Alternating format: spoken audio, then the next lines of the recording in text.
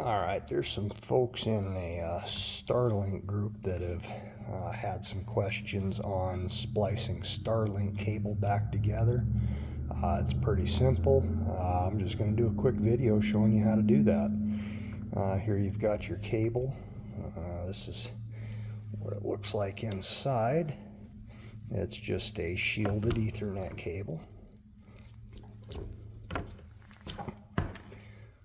So the jacket comes off. Inside you've got foil that goes around our conductors. We're going to go ahead and strip this off. Just do a quick little nick back here, makes it a little easier to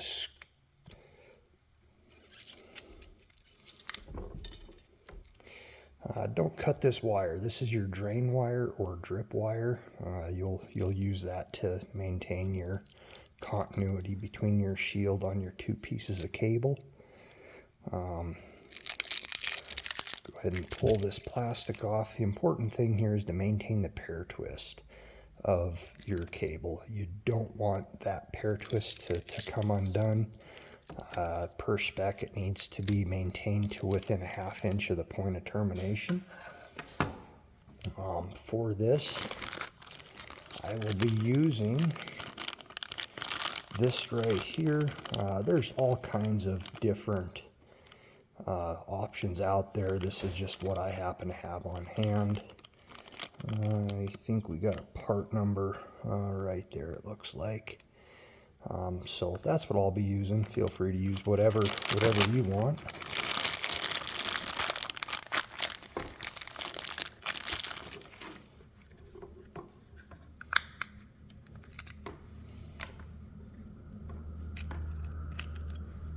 So there's what it looks like inside. It's basically just an Ethernet jack with a cover that goes around it. The shielding just provides a little bit of extra noise penetration protection. So the way this works, this is going to lay in here. We've got two color codes on each jack. Let's see if I can get this close enough so that you can see. There's an A and a B. What you'll want to follow, what I typically use is the B color code. That's probably the most widely used. The 568A, while it is used a lot in home applications where you might want to send dial tone down pair 2 instead of pair 3, that's typically where you're going to see the 568A used, but I use B. Use either one you want to, as long as you use it the same on each side. That's the important thing.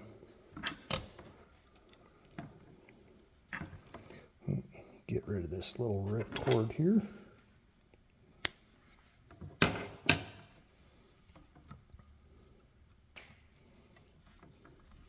going to lay this in here like so. I like to do my colors that are closest to the cable first.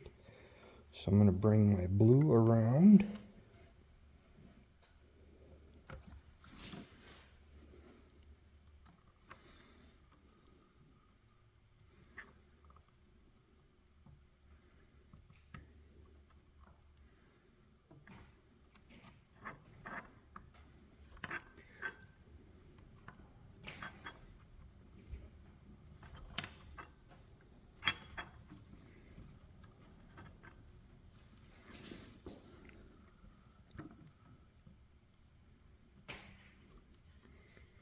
And my green.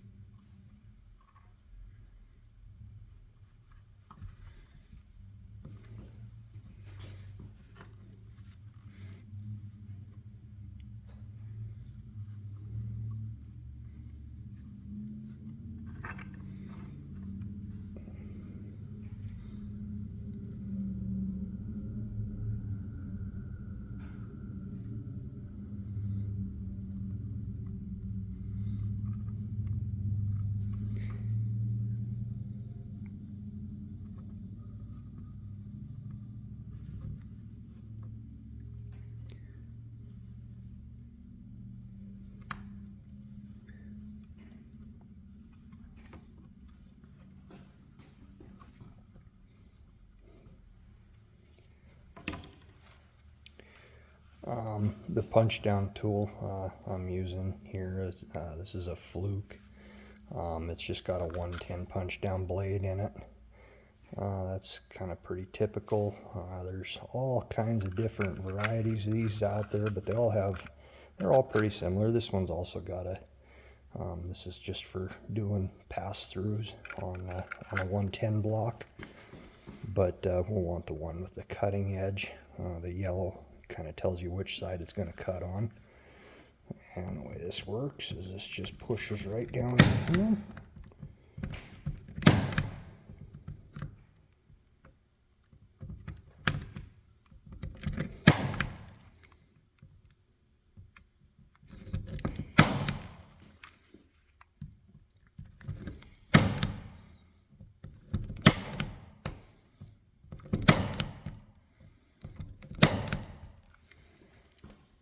Once you've got them punched down, they should be scored, and then it's just a matter of just kind of the conductor is already broken. It's just a matter of kind of twisting it around till the insulation breaks.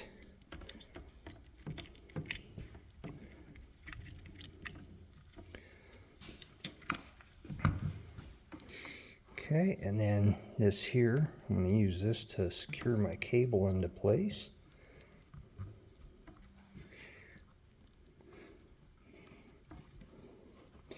And this is what my drain wire is going to attach to.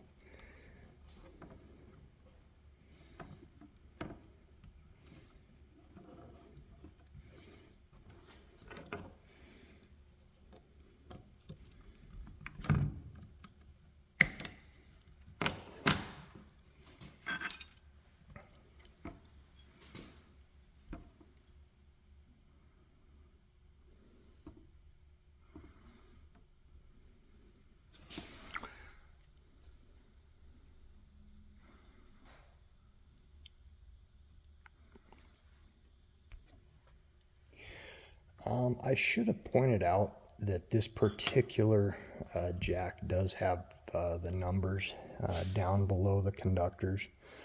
Those are telling you where, what position those pins are in. So for 568B, it's white, orange, orange, white, green, blue, white, blue, green, white, brown, brown. So 1, 2, 3, 4, 5, 6, 7, 8. That's pretty much all there is to this jack. This just snaps back into place.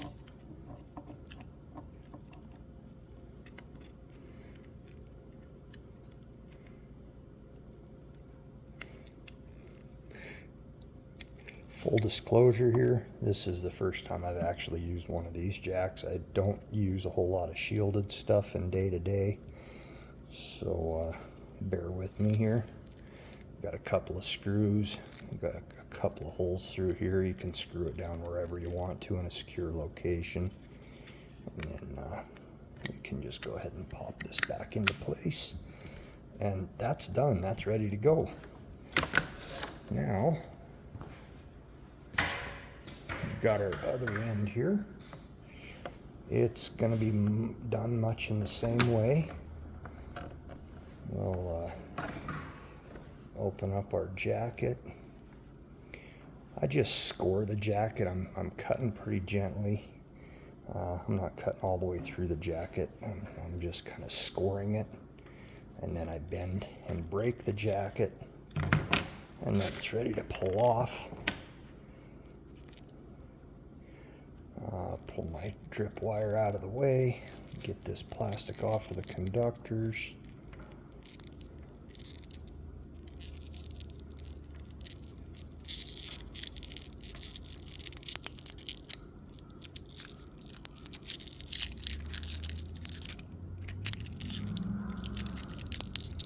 I'm just going to go ahead and cut the conductor and this rip cord out of the way.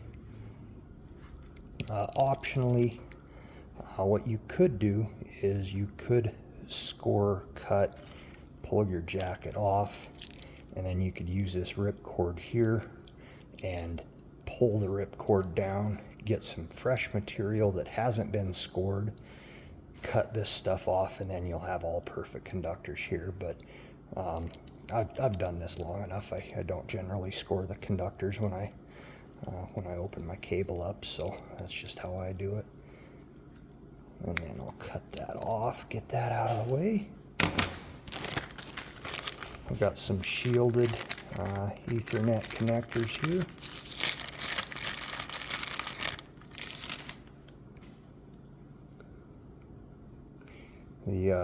This drain wire will connect on this little pin here.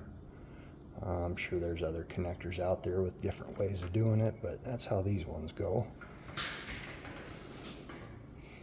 So we've got our wide orange. So I am going to be untwisting these, and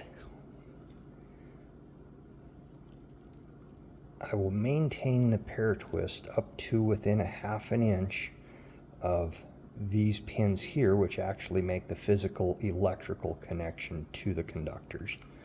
But it is important to maintain that pair twist as far as you can.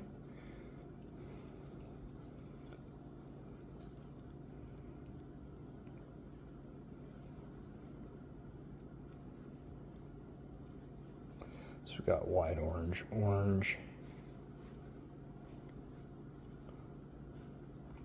You'll also notice that each of these conductors are twisted differently.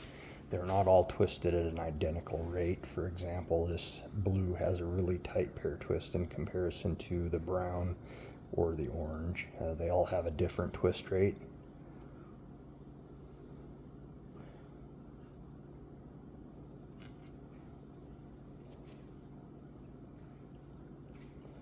White, green.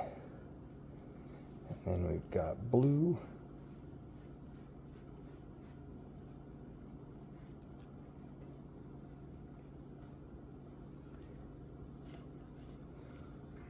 White, green, blue, white, blue, green, and then white, brown, brown.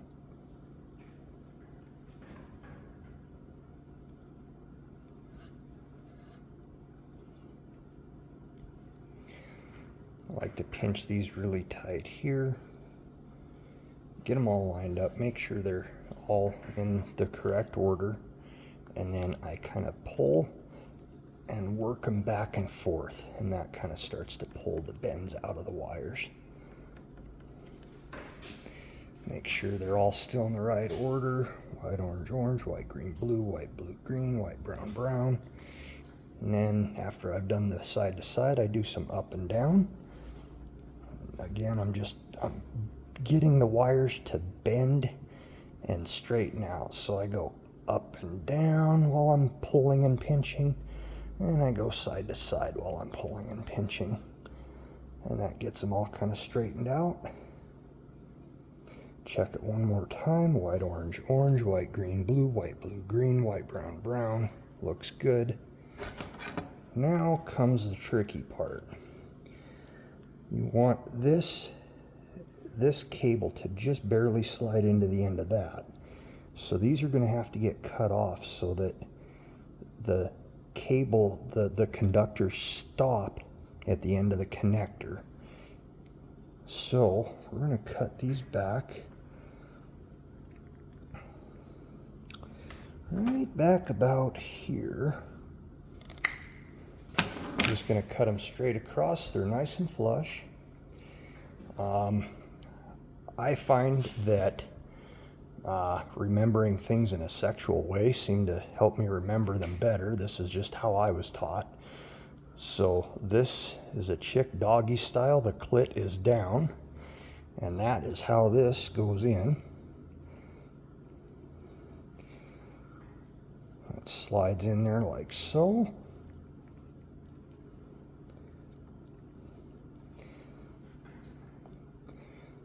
Double check my colors again. White, orange, orange, white, green, blue, green, white, brown, brown. I've got conductor all the way out to the very end of my connector. We're in there tight. This is my crimp tool. There's all kinds of different varieties of these out there as well. These are actually made for pass-through connectors, which are a lot easier to use. I didn't have a shielded pass-through connector to demonstrate with, so that's why we're using this one. But anyway, this just slides into here. Push it in, hold her nice and firm, double check, make sure we've got conductor all the way to the end, and then we just crimp it. That's all there is to it. Take our drain wire here. This has got a little hole that you can kind of run that up through, like so.